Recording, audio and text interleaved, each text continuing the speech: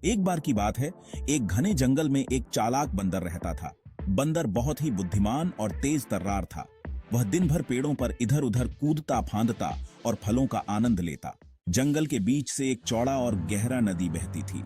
नदी में कई मगरमच्छ रहते थे जो हमेशा बंदर को खाने के लिए योजना बनाते रहते थे।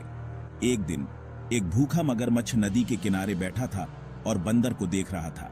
मगरमच्छ ने सोचा, अगर मैं इस बंदर को पकड़ सकूं तो मेरे कई दिनों का भोजन हो जाएगा। मगरमच्छ ने चालाकी से बंदर के पास जाने का निश्चय किया। उसने बंदर से कहा, अरे बंदर भाई, तुम हमेशा पेड़ों पर ही रहते हो, कभी नदी पार करके दूसरी तरफ के फलों का आनंद क्यों नहीं लेते? बंदर ने जवाब दिया, नदी बहुत चौड़ी और गहरी है, मैं उसे पार नहीं कर सकता। मगरमच्छ ने मुस्कुराते हुए कहा, कोई बात नहीं, मैं तुम्हें अपनी पीठ पर बिठाकर नदी पार करा दूंगा। बंदर ने थोड़ी देर सोचा और फिर कहा, ठीक है, चलो मैं तुम्हारे साथ चलता हूं।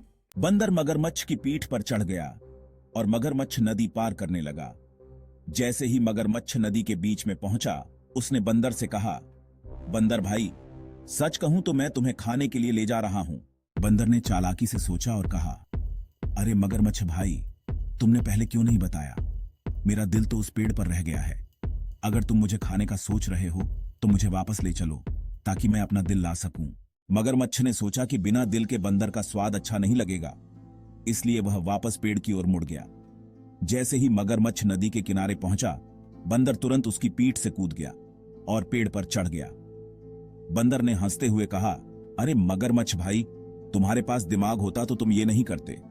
मैं तुम्हारे जैसा बेवकूफ नहीं हूं जो अपना दिल बाहर छोड़कर आऊंगा। इस कहानी से हमें यह सीखने को मिलता है कि संकट के समय बुद्धिमानी और धैर्य से काम लेना चाहिए।